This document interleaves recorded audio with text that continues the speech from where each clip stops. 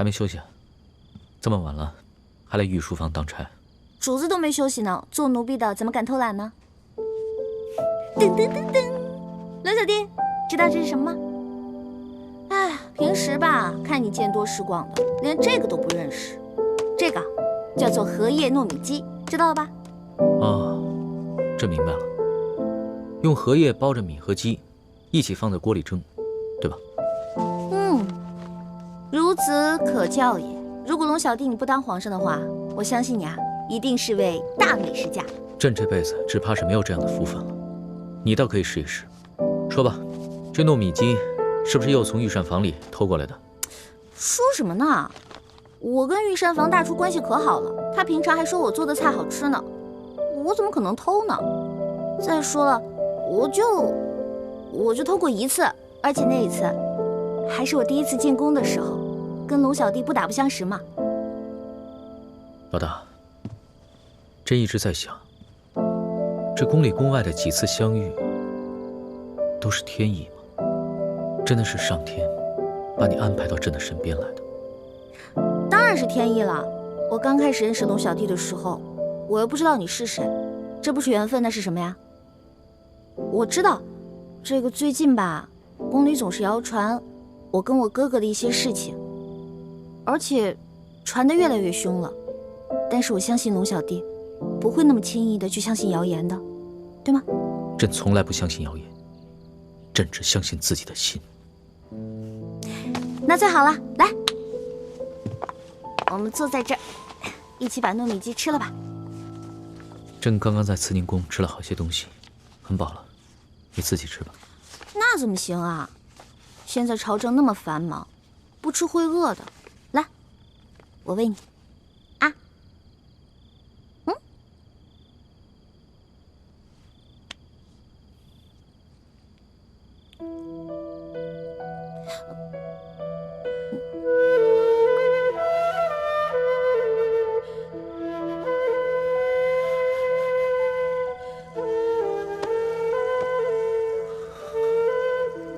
鳌拜也好，吴三桂也罢，朕再也不想想这些问题了。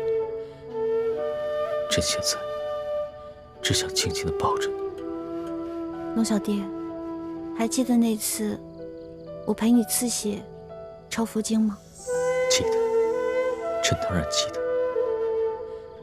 朕每每想起，心里还是觉得很感动。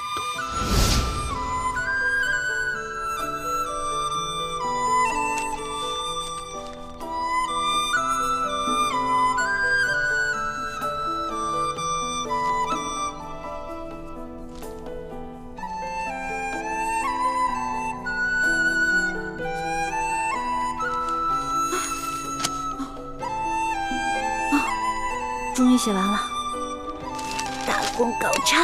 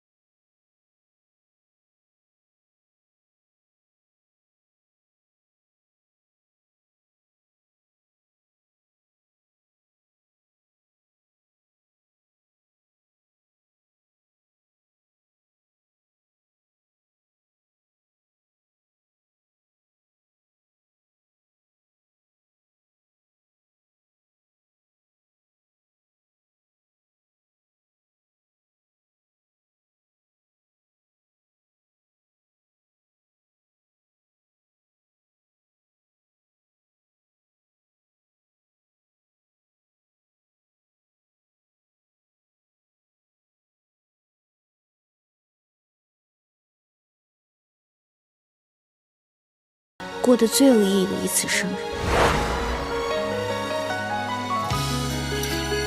许的什么？我不告诉你，该你了。朕的愿望可不怕告诉你，朕愿和你年年有今日，岁岁有今朝。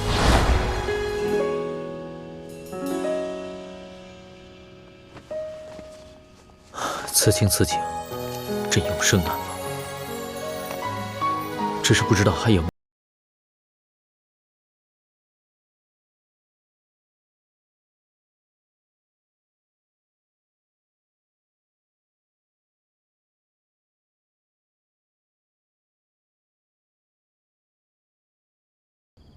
朕也没办法让你一直留在紫禁城里，你早晚会离朕而去。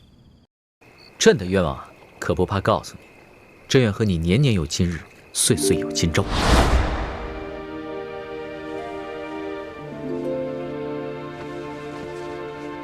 此情此景，朕永生难忘。只是不知道还有没有机会再跟你一起过生日。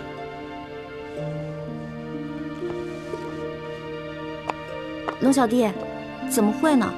每年不都有生日吗？每年我们都可以一起过啊。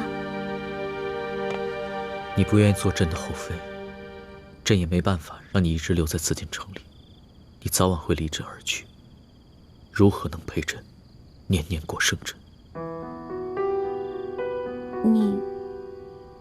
你是在怪我吗？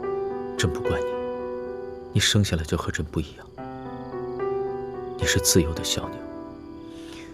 这个紫禁城啊，就像一个鸟笼子，把你给困住。也许你待在里面并不快乐。我快乐，我跟你在一起的时候是最快乐的时候。龙小弟，你忘了，我的病只有你的龙珠才能治啊！我除非有万不得已的时候，我是不会离开你的。好，朕也想永远把你留在身边，永远，永远，永远。永远那么远，我们还是先珍惜眼下再说吧。是，永远太远了，先珍惜眼下吧。龙小弟，我看你今天好像很疲惫的样子。前些日子为了寻你，积压了这么多奏折，朕可能是批阅奏折太久，所以没有休息好。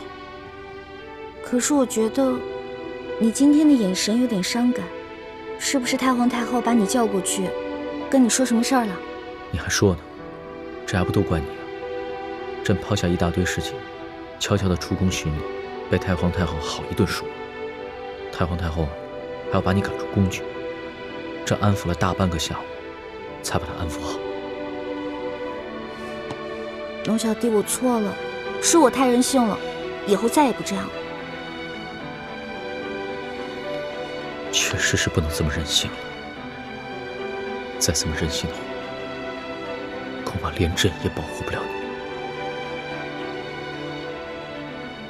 好了，先回去吧，朕还要批阅奏折呢。要是再留在这儿的话，朕又得分心，那恐怕又得熬夜。知道了，那我先走了，龙小弟。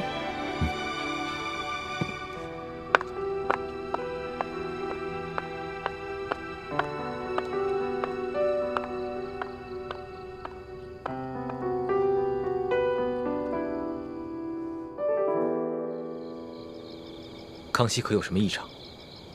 没有感觉有什么异常，就是觉得他有点疲惫，精神不振，似乎还有一点不易察觉的伤感。伤感？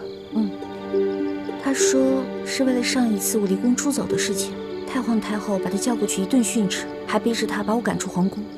我现在才知道，太皇太后之所以要把那些宫女还有淑妇赶出去，是为了怕伤了皇上的面子，咱们虚惊一场。看来鳌拜的病还没有被治好。等义父和师傅们回到京城，我再和他们商量一下，想办法除掉鳌拜，以绝后患。老大，难道你的出现真的只是朱明联盟设下的一个圈套？你和朕那么多美好的过往，都是假的吗？没错，都是假的。李爱卿，别叫那么亲热，我不是你的爱卿，她也不是你的欢儿。你早知道我们的真实身份，还装什么装？今天不是我死，便是你亡。朕有什么对不住你们的吗？朕一直待你如兄弟。欢儿，你跟朕那么多过往，都只是逢场作戏，都是欺骗朕的吗？兄弟，你是大清的皇帝，我是大明的太子，我们两个能做兄弟吗？欢儿，我是南明晋王李定国的女儿，我会爱上你？可笑！我真正爱的人是我的猪哥哥。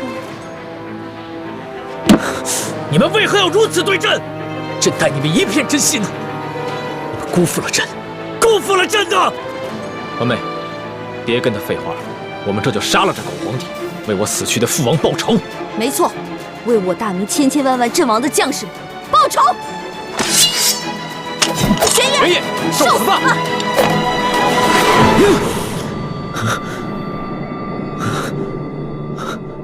皇上，您是不是一宿没睡了，累着了？朕没事。所图到了没？哦，一直在外面候着呢。宣他进来。这，慢着，皇上还有什么吩咐？朕饿了，你亲自去御膳房，取一些朕平时爱吃的小点心来。这。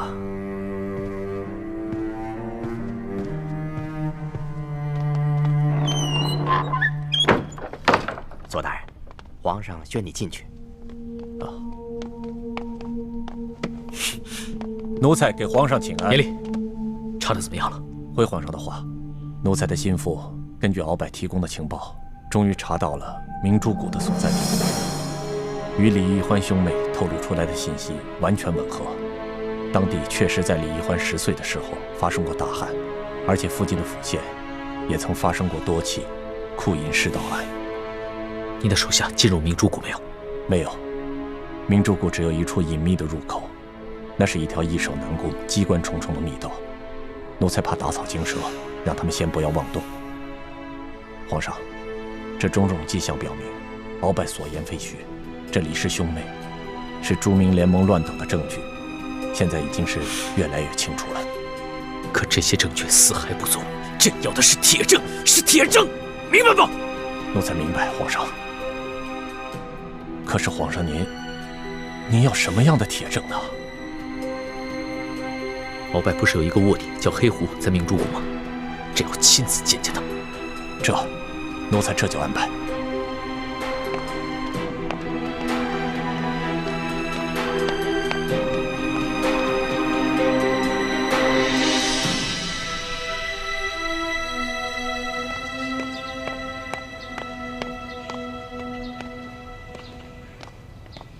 李公公，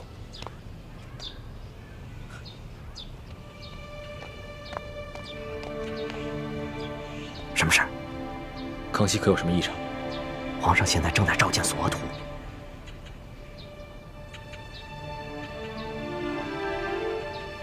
叔父这手上提的是什么？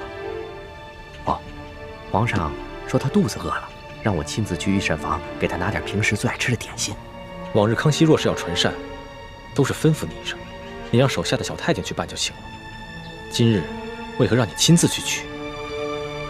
难道是跟索额图在商量什么隐秘之事，故意把你支开？我也觉得好像是皇上故意把我支开的。难道皇上对我也起疑心了？不可能，叔父跟我和奕欢的关系，除了义父，没有外人知道。康熙更不可能知道。皇上平时如果跟机密大臣商量什么军国大事，也会把身边的人支开。说不定他正跟索额图商量什么其他的要事。但愿吧。眼下康熙跟太皇太后没有什么异常，但我们切不可掉以轻心。叔父，你要帮我多留意一点宫里的动向，我正在想办法筹集人手，刺杀鳌拜。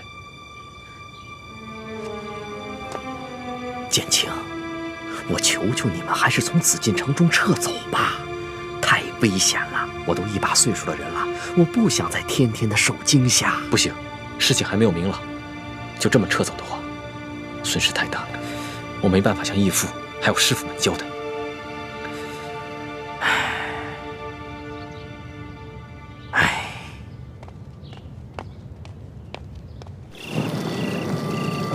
这边。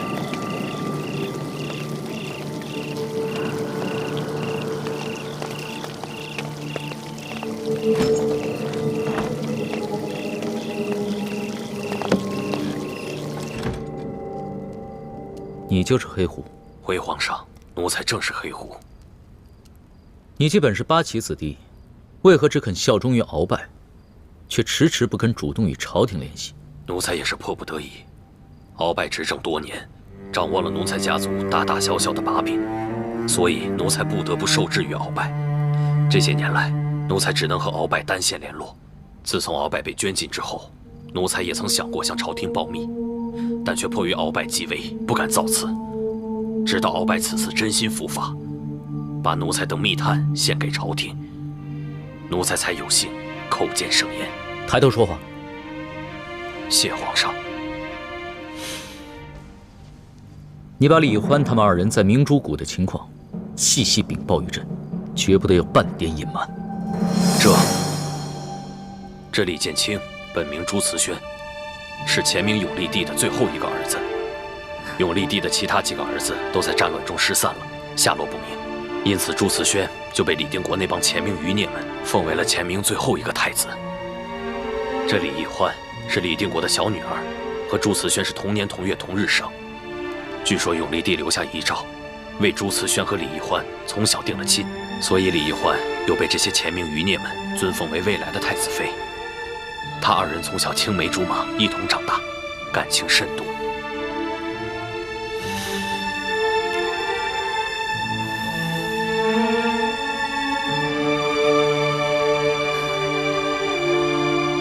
好了，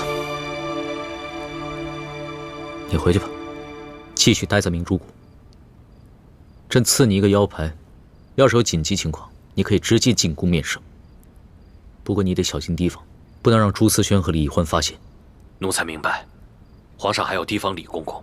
奴才听李定国说过，李公公被鳌拜下了大补丸之毒。鳌拜被圈禁之后，朱李二人利用大补丸的解药胁迫了李公公，李公公便做了他们的耳目。这件事情鳌拜也发现了。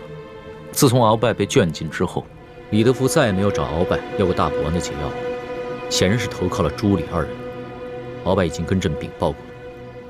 奴才这里还有件重要政务，本来想交给鳌拜，但是鳌拜让奴才亲自呈现给皇上。这个鳌拜，终于知道该怎么样做一个本分的臣子了。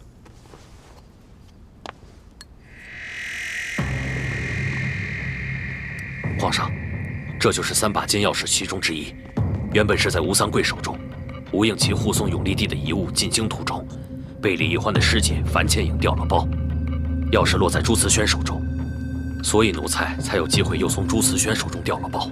也就是说，现在吴三桂和李定国手里的金钥匙都是假的。这把金钥匙才是吴三桂绞杀永历帝后，从永历帝身上得到的赠品。好，你做得很好。待朕剿灭乱党之后，必将重重赏你。奴才谢主隆恩，奴才不便在此久留，奴才告退。去吧。谢皇上。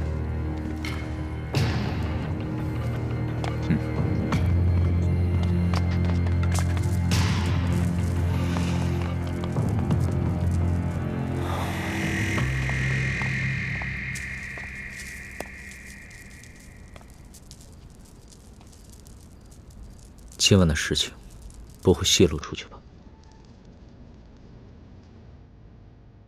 皇上放心，自从上次妾身知道这宫里有人在外面嚼舌头，回来就把这宫里的宫女跟太监全都清理了一遍，现在留下的都是绝对可靠之人。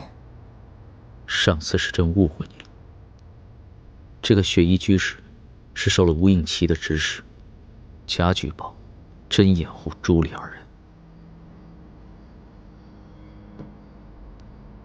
有皇上这句话，妾身就是受了再多的委屈，也值了。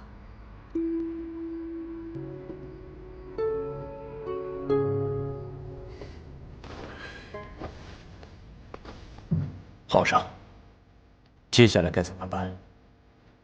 要不要马上抓捕雪清城、朱慈轩、李易欢？此事让朕再想一想。你先归安了。这……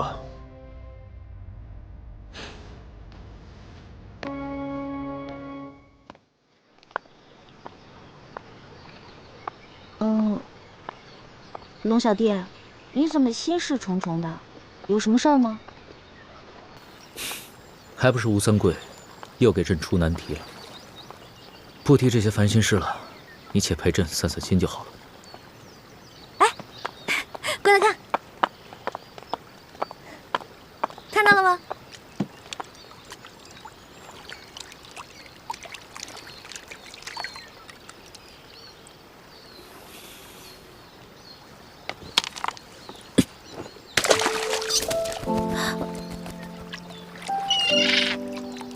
你干嘛呀？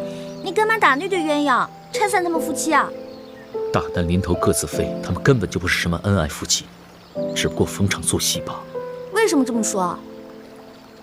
你不信？那你看那只雌鸳鸯飞回来了吗？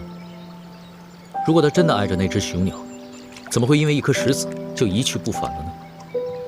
真的哎，那只雄鸳鸯也不知道上去追，就知道在那儿傻等，真够笨的。它不是笨，只是伤心了。如果那只雌鸳鸯真的有情有义，那它就应该飞回来，而不是这么等着那只雄鸳鸯飞过去找它。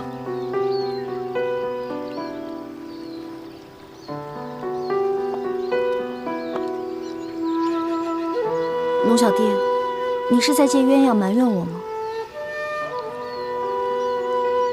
也不是埋怨，只是有一些伤感罢了。太皇太后一直对你不满，皇后和后宫的嫔妃也一直对朕宠爱你，多有非议，连朝中的大臣都对朕非议不断。你知道朕承担了多大的压力吗？我知道，其实我也为你承担了很大的压力，所以才会选择离开你。但是当我看到你不顾一切来找我的时候，我顿时没有了主意，只有跟你回宫了。你对朕的一片真心，朕是能感受得到的，这是朕最大的欣慰之处。其实，朕根本就不是怕什么压力，朕怕的是你一直在拒绝朕，逃避朕。你心里一直念着你那未婚夫，早晚有一天你要出宫跟他成婚。每每想到这儿，朕就觉得心痛如绞。你明白吗？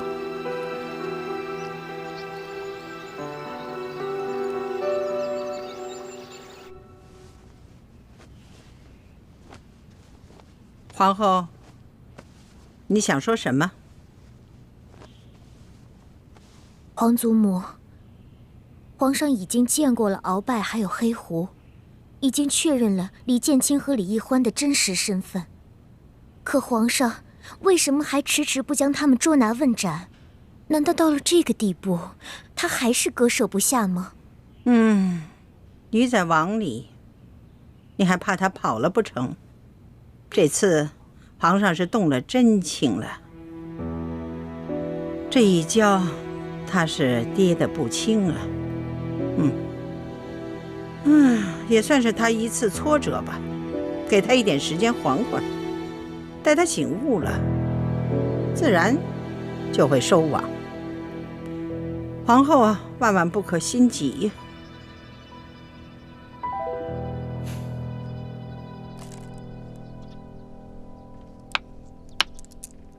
小师妹，你有没有发觉最近情况有些不对劲？是感觉有点不对劲，可是我又说不出来哪儿不对劲。皇上倒是毫无异样，可是昨天大师傅传来消息，说最近在明珠谷外发现很多清军密探活动，他们好像是在寻找明珠谷的入口。你是说，这跟太皇太后看鳌拜有关？但愿无关吧，否则，纵然咱们能全身而退，可这段时间在宫里的苦心经营就白费了。大师兄和师傅们一定会很受打击。如果真是这样的话，那龙小弟也太沉得住气了吧？皇上吉祥。皇上吉祥，皇上吉祥。平身吧。谢皇上。你们姐妹俩有这么多悄悄话可以说呀？啊，不是悄悄话，是臣妾久居深宫，有时感觉寂寞孤单，就让欢妹妹过来陪陪我。朕来的不巧啊，打扰你们下棋了。没有，我跟雪姐姐刚下几下，你就来了。那你可敢跟朕下完这盘棋啊？这有什么不敢的？下就下。皇上，臣妾去小厨房为皇上准备些茶点。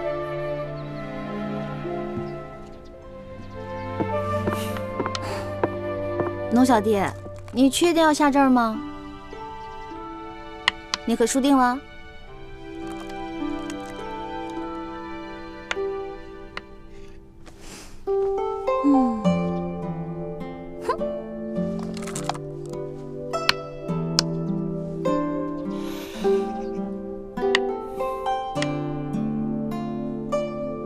这不对啊！明明刚才是我占先机的。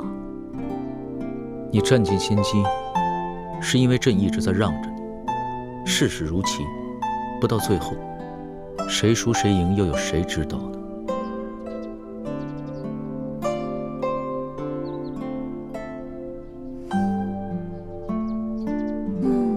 龙小弟，你刚才那2个棋下的有问题啊！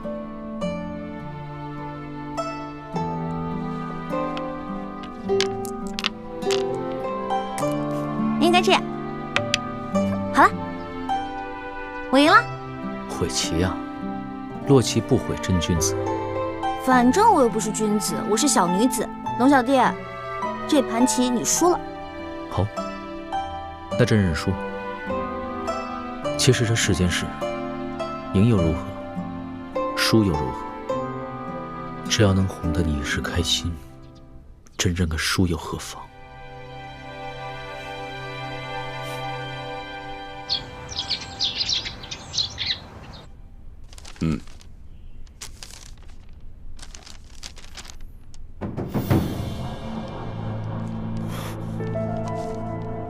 父王，这信上面说鳌拜是庄房，并且将李建清兄妹，还有雪倾城的真实身份，以及明珠谷的确切位置，全部向康熙和盘托出了。这是真的吗？这是本王安排在鳌拜身边的眼线传来的密信。我们幸亏终于建成了飞鸽传书的新渠道，从京城发一封密信到滇都3天可达。眼下主子仙李欢他们的情况一定十分危险。那父王打算如何应对呢？李定国虽然已和父王歃血结盟，可我总觉得他不能放下过往，对本王绞杀永历帝一事始终是耿耿于怀。本王和康熙的关系更是日益紧张，如果这个时候我再出手，就会激怒康熙，加快他撤藩的步伐。我看不如这样，本王就当什么都不知道，让他们二虎相争。万万不可啊，父王！我们大家都知道，李建清的身份特殊，是南明永历帝的最后一个儿子，也是诸明联盟的精神支柱。他如果死了，那整个诸明联盟的神也就散了，并且再难成事。如果说之前李定国对您还心存芥蒂，无法对您实心实意，那么父王正好借此机会向整个诸明联盟以及李定国表明诚心，这样也可消弭当年您绞杀永历帝的伤痛啊。父王，如果孩儿所料不错，康熙不久就会对明珠谷动手，他若是铲除了明珠谷，杀了李定国，那么整个朱明联盟也必将分崩离析，再难成事。在那以后，父王又如何自处呢？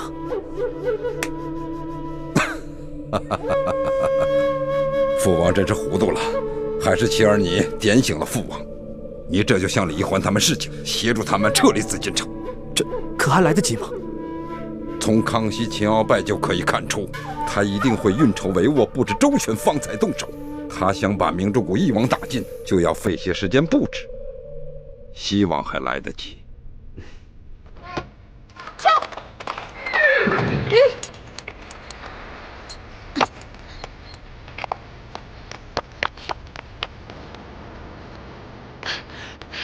大师兄，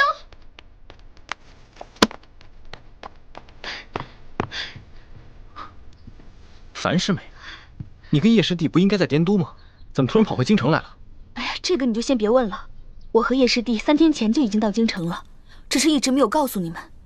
我现在赶来是有紧急的情报要告诉你们。我刚刚接到吴应奇的飞鸽传书，你、雪姐姐还有小师妹的身份都已经暴露了。你怎么知道的？吴三桂在宫中的眼线不仅雪衣居士和雪姐姐这一条线，他在天牢和鳌拜府中也都埋伏了眼线。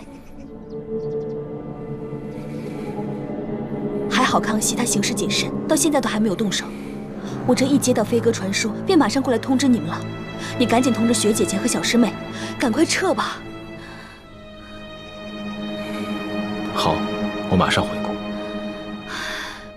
既然你跟叶师弟3天前就回到了京城，为什么一直没有通知我？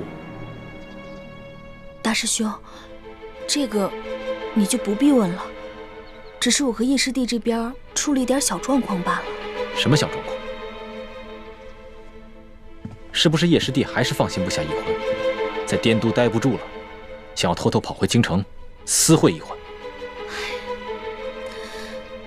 这个我原本不想跟你说的，我看到叶师弟刘叔叔到京城，我就赶紧追，这一追就一直追到了京城。叶师弟人呢？这3天我一直在劝他，叶师弟也已经答应了，要悄悄跟我回滇都。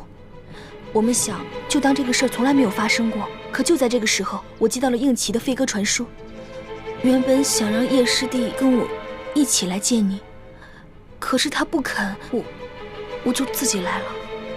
想不到，不仅康熙不肯对易欢放手，就连我自己的兄弟也还惦记着我的女人。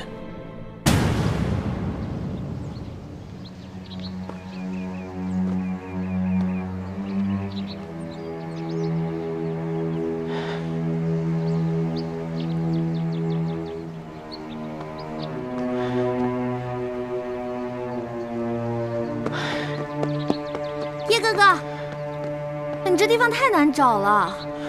小师妹，你总算来了。你不知道我等你等的好心焦啊。你以为皇宫那么好出来啊？想进就进，想走就走啊？我费了老大劲儿才骗过守卫呢。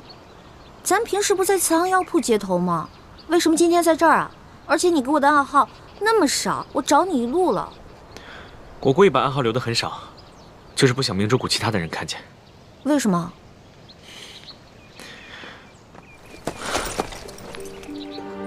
叶哥哥，你这是干嘛呀？拿这么多东西，还有穿的，你这是要逃难啊？不是逃难，是旅行。我带你离开京城，离开明珠谷，找一个谁也不认识我们的地方，过我们想要的生活。你跟我们2个离开明珠谷？对，就你和我。这辆马车里装着我多年的积蓄，虽然比不上你在宫里的生活，但也可以让你一辈子衣食无忧了。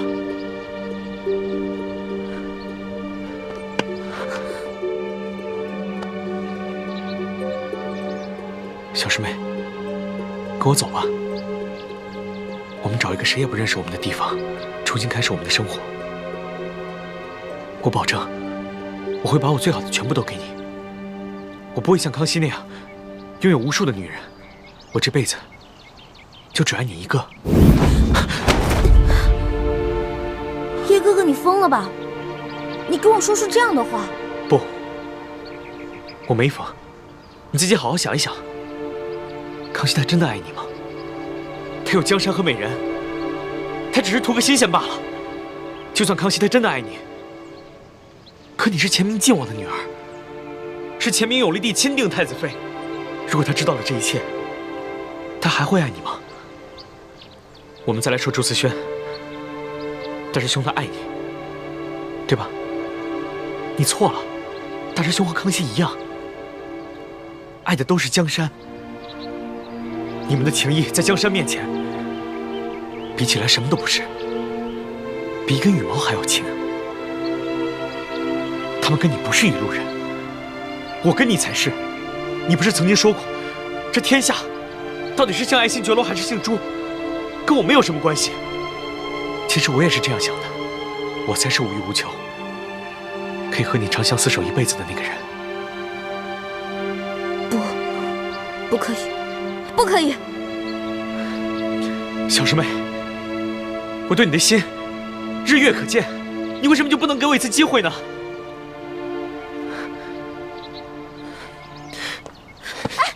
叶哥哥，你干什么呀？你这次偷偷约我，我没有告诉朱哥哥，因为我怕我告诉他，会破坏你们兄弟之间的感情。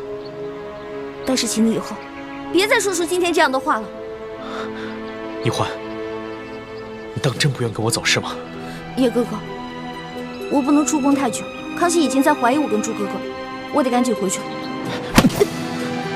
叶哥哥，你干什么呀？小师妹，我不想勉强你，但我已经别无选择了。叶哥哥，你疯了吗？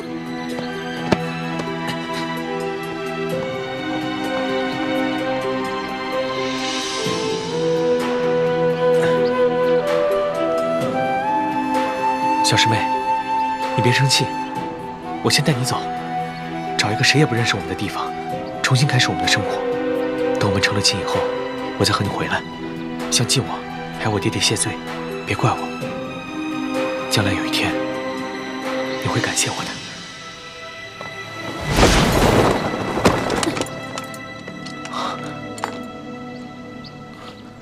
樊师姐，你怎么来了？我看到你留的暗号了。你把小师妹怎么了？师姐，这件事情说来话长，我以后再慢慢向你解释。但如果你今天一定要拦着我的话，别怪我不顾多年的同门之情。你和小师妹的事我已经顾不上了，我来是要告诉你，大师兄、小师妹还有徐姐姐的身份都已经暴露了，康熙什么都知道了。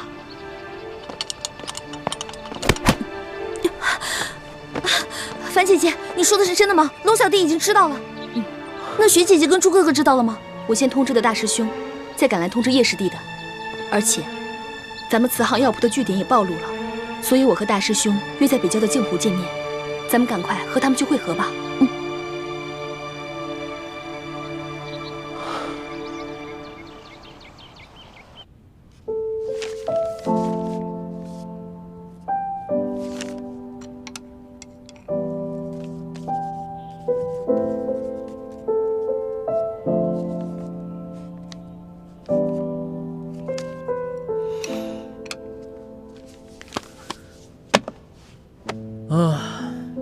终于忙完了。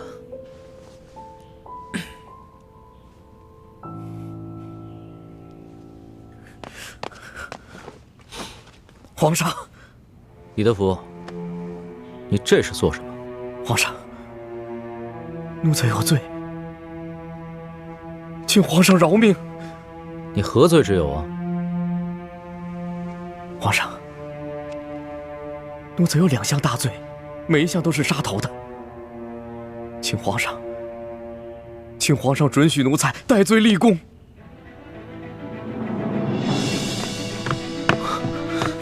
大师兄，怎么了？我们的身份暴露了，康熙已经什么都知道了。难道鳌拜真的装疯了？是，康熙之所以迟迟没有动手，就是想顺藤摸瓜，把我们所有人一网打尽。小师妹知道了吗？她不在御书房当差，也不在永乐斋，不知道去了哪里。我担心，康熙是不是已经把她给抓起来了？那怎么办？倾城，你的身份已经暴露了，必须马上撤离紫禁城。你出宫以后，跟樊师妹、叶师弟他们会合，你们一起离开北京城。大师兄，那你呢？欢妹下落不明，我不能抛下她，就这样一走了之。我必须找到她，带她一起离开。时间紧迫，陈康熙还没有动手，你赶紧撤吧。不，大师兄，你不走，倾城哪儿也不去。倾城，你别犯傻了，赶紧撤离。大师兄不走，我哪儿也不去。倾城，你什么都不用说了，你不能丢下小师妹独活。难道大师兄出了事，倾城就能苟活于世吗？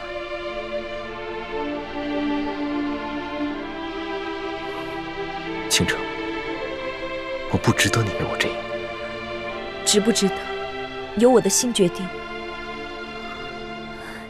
大师兄，我们3个人一起进的宫，要走就一起走。小师妹武功不好，多一个人多份力量啊。等找到她以后，凭我们俩的武功和她的轻功，一定可以全身而退的。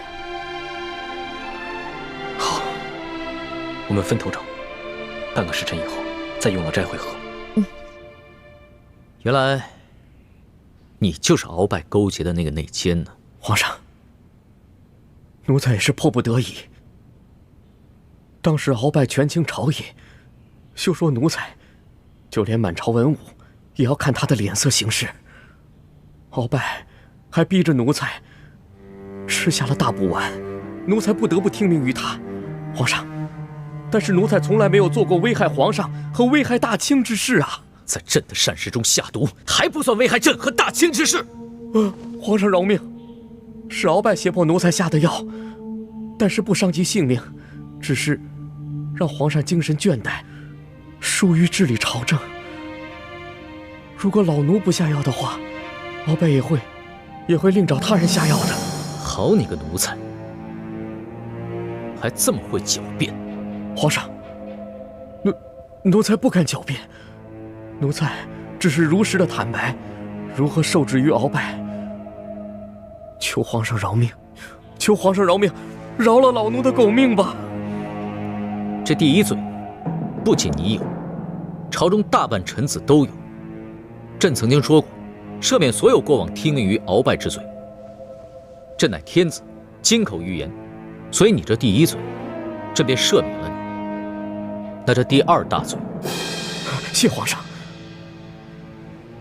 鳌拜伏法以后，并没有供出奴才，奴才仍然悄悄地找鳌拜去拿解药。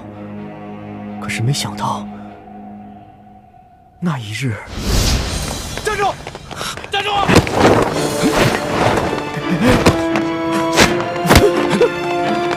快，放了李公馆！李太医，你杀了我，你也活不了。李德福，你别以为杀了我就没有人知道你是鳌拜的内奸了。你别忘了，我还有我的妹妹易欢，我若是死了，她绝对不会放过我。李公公，您知道的，我这个人啊是不会害别人的，但是我最讨厌的就是那种暗中害别人的。所以，只要你不对我们兄妹2个起什么歹心，那我们自然不会对你怎么样。但如果你心里对我们兄妹2个……当时李氏兄妹答应过奴才，不把此事告诉任何人。奴才以为他们不过是皇上派在鳌拜身边的奸细，虽然探知了奴才为鳌拜所用，但却慈悲为怀，愿意放奴才一马，不说破此事。奴才心中还是感激，但是没料到，既然叔父想活不想死，那么只要你把铜匣交出来，我马上把大补丸的解药给你。李氏兄妹拿着大补丸的解药，要挟奴才，让奴才充当他们的耳目。奴才以为他们不过是跟鳌拜一样，想要探听皇上和太皇太后的消息，好要得圣宠。奴才也就答应了。那你的毒解了吗？没有，奴才每个月仍还得服食1次解药，否则大补丸之毒一发，奴才就生不如死啊！既然如此，那你为何还向朕自首？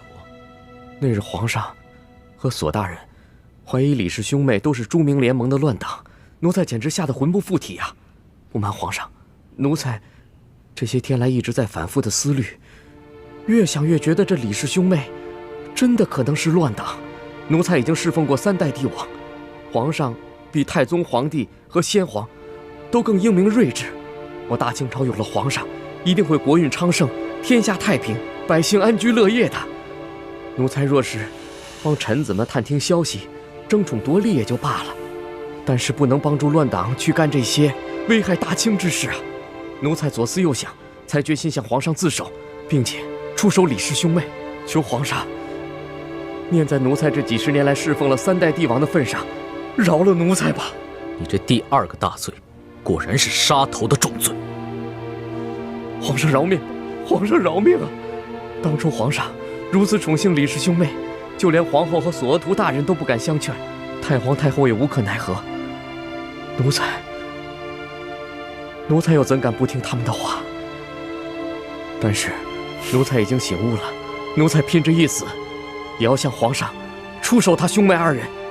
皇上就算不饶恕奴才，奴才也好歹算为皇上清除了身边潜伏得很深的2条毒蛇，也算奴才为大清尽忠了。算你聪明。其实朕早就知晓了李氏兄妹的真实身份，他们根本就不是兄妹。朕也早就知道你被他们2人所迫，当了他们的耳目。原来皇上早就知道了。你还记得那日太皇太后出宫去探鳌拜吗？记得。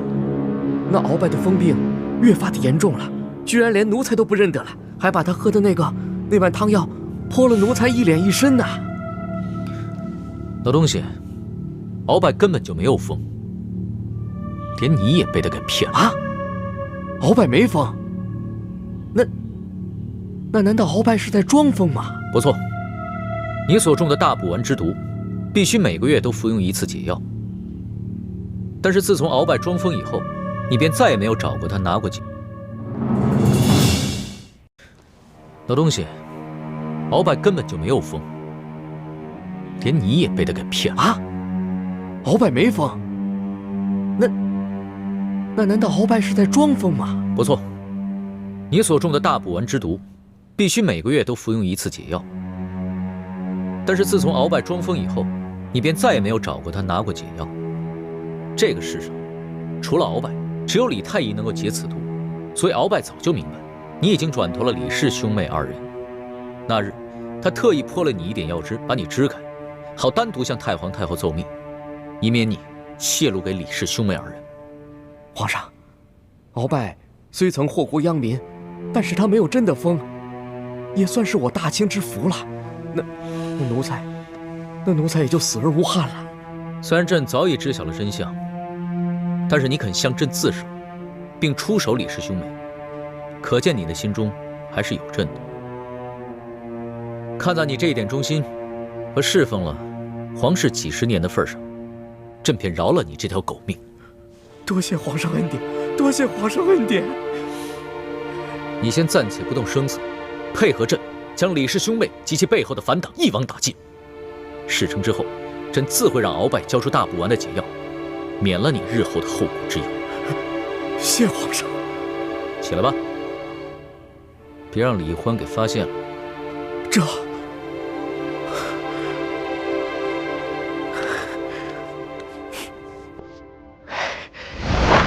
什么？鳌拜装疯？眼下形势非常危急，不仅我跟易欢的身份暴露，就连你在暗中帮助我们传递消息的事情也肯定暴露了。康熙只是不想打草惊蛇，才装作不知道。哎呀，哎呀！我就说过，我这条命早晚会搭在你们手上。叔父不必如此沮丧，我早就说过，绝对不会连累叔父。好在义父不想让朱明联盟的人知道有你这么一个弟弟，所以叔父的真实身份就只有义父我易欢知道。眼下我们就要撤离紫禁城了，也不能抛下你不管。这样吧，叔父，你跟我们一块撤吧。我跟你们？哎呀，我才不想跟你们去干那种杀头灭族的勾当呢。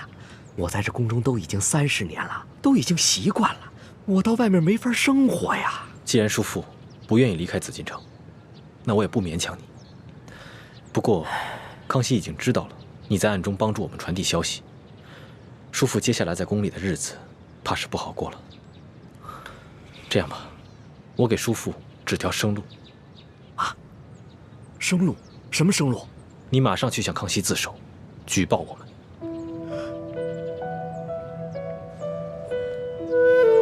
你是说让我举报你们？嗯。虽然康熙是我们的敌人，但他能不杀鳌拜，不杀雪衣居士，饶恕倾城，说明他胸怀博大，能容人之所不容。只要你去举报我们，让他明白，你对大清还有一份起码的忠诚，不过是受我们的胁迫，暗中帮我们传递点消息，他应该能够饶你一命。这也算是我这个侄子对叔父的一点交代吧。我去举报你们。静静，我真是没想到，在这种生死关头，你没有顾着自己去逃命，也没有逼着我去跟你们一起浪迹天涯，而是让我去举报你们，保护我自己。看来，我这个叔父，在你心里，还真是被当成一个亲人了。那是自然，我若连人伦亲情都不顾，与禽兽何异？将来还有何脸面去跟康熙争这个天下？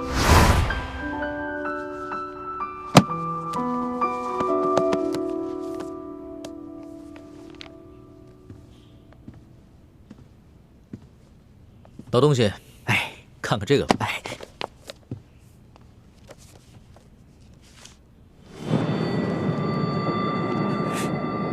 皇上，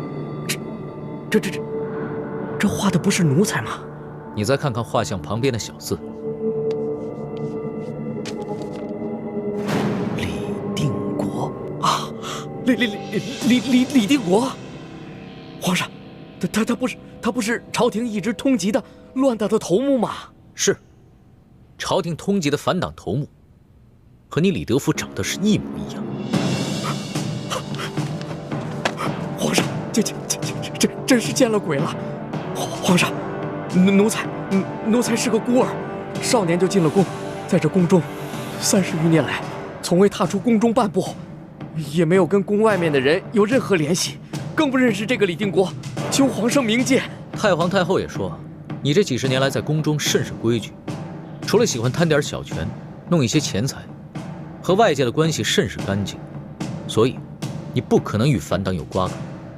你向朕自首，朕才会饶了你。行了，起来吧。谢皇上和太皇太后恩典，奴才感激涕零。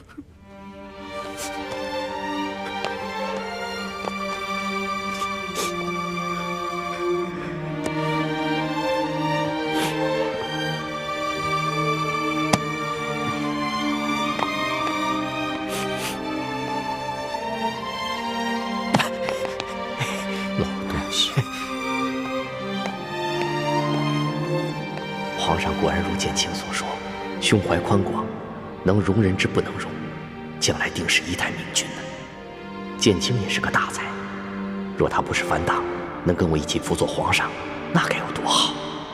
唉，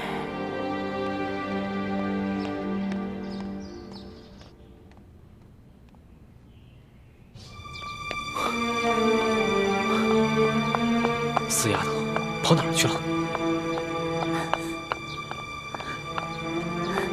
大师兄，找到玉环了吗？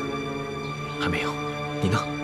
没有，我把他所有爱去的地方都找遍了。他会不会出宫呢？不会，他如果出宫了，一定会告诉我的，一定还在紫禁城里。玉环喜欢吃，他会不会在御膳房？对，御膳房还没有找过，我这就去。我们一起。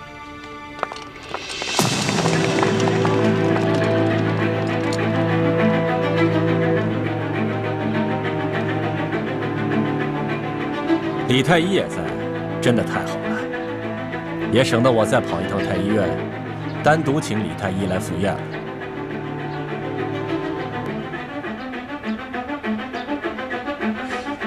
传皇上口谕，念及李太医兄妹还有丽妃娘娘擒拿平西王派来的刺客有功，皇上特意在御花园设了一桌酒席，邀请李太医兄妹还有丽妃娘娘今天晚上共同赴宴赏月。钦此。好，我等奉旨。大胆，还不下跪！哎，这里哪有你说话的份儿？这，皇上说了啊，一定不能为难李太医还有丽妃娘娘。你们几个都是大内顶尖的高手，一定要确保李太医还有丽妃娘娘要准时赴宴，不得有半点差池。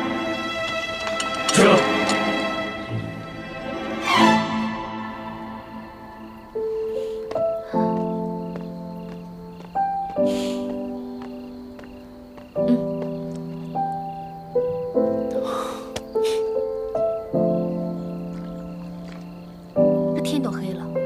师兄和学姐姐怎么还没赶到？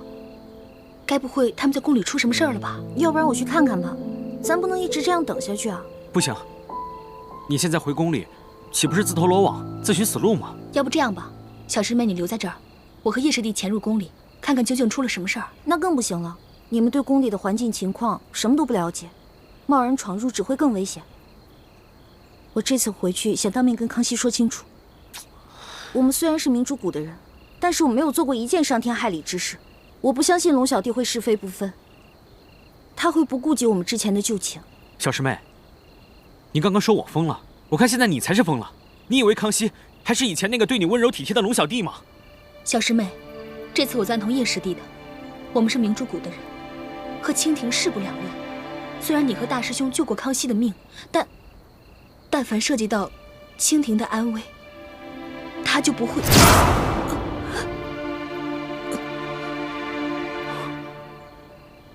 樊师姐，小师妹，你……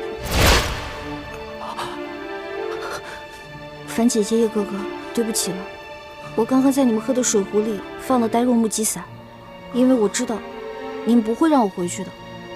但是我心里早就想好，我要回去接应雪姐姐跟朱哥哥，我要当面跟龙小弟说清楚。你们放心吧，2个时辰以后你们就没事了。我得先走了。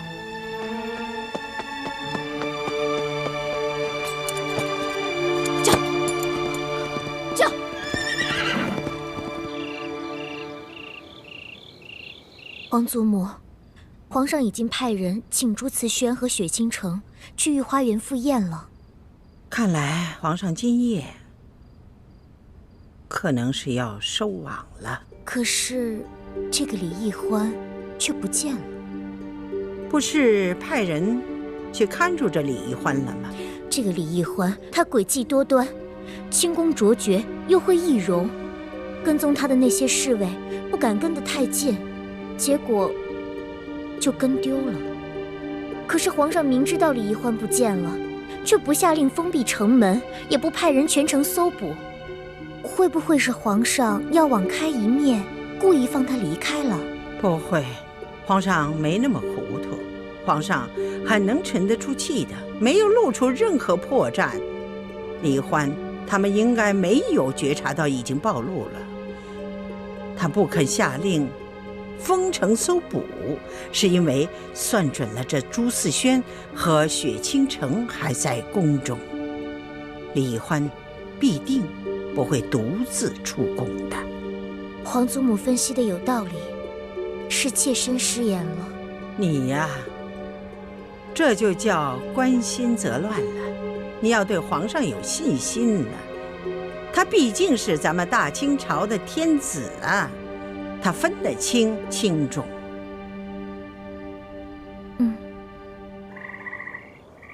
明月几时有？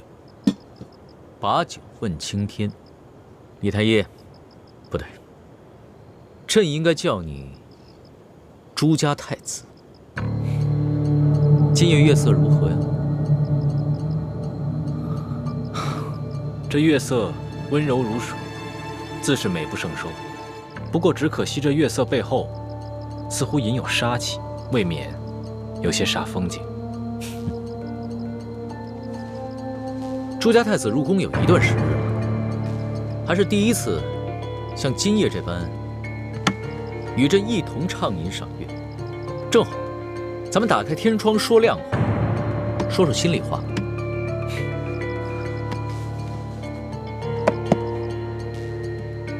朱某乐意奉陪。朕问你，在你的心中，朕是怎样的一位皇帝？皇上天纵英才，年少有为，励精图治，博学广识。更难得的是，胸怀宽广，能容常人之所不能容。虽然年纪轻轻，已将帝王之术